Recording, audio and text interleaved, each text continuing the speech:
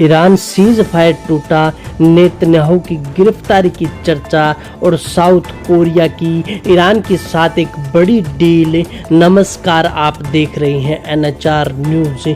Middle east में हालात एक बार फिर बेहद तनावपूर्ण हो चुके हैं। हाल ही में अमेरिका और ईरान के बीच हुआ 2 हफ्तों का सीज फायर अब खतरे में दिख रहा है। रिपोर्ट के मुताबिक इजराइल ने लेबनान में बड़े हमले किए, जिसके बाद ईरान ने अमेरिका पर ही सीज फायर तोड़ने का एक बड़ा आरोप लगा दिया है। यही नहीं, इजराइल के प्रधानमंत्री बेंजामिन नेतन्याहू को लेकर एक बड़ा दावा भी सामने आया है। ईरान के विदेश मंत्री ने कहा कि अगर पूरे क्षेत्र में सीज फायर लागू होता है तो नेतन्याहू की जेल जाने की प्रक्रिया तेज हो सकती है। आखिर सच्चाई क्या है?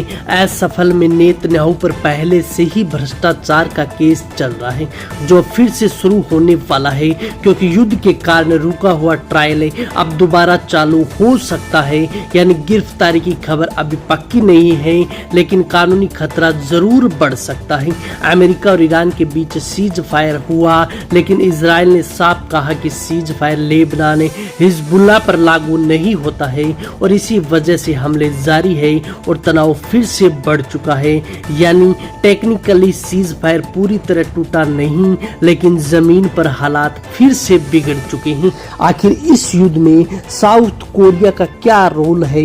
अभी तक ऐसी कोई पक्की रिपोर्ट नहीं है कि साउथ कोरिया ने ईरान के साथ कोई बड़ी रणनीतिक सैन्य मीटिंग की और वो अमेरिका इजराइल के खिलाफ खड़ा हो चुका है और इस युद्ध में सीधे शामिल होने के संकेत अभी नहीं है। आखिर इस युद्ध की ग्राउंड रियलिटी क्या कहती है?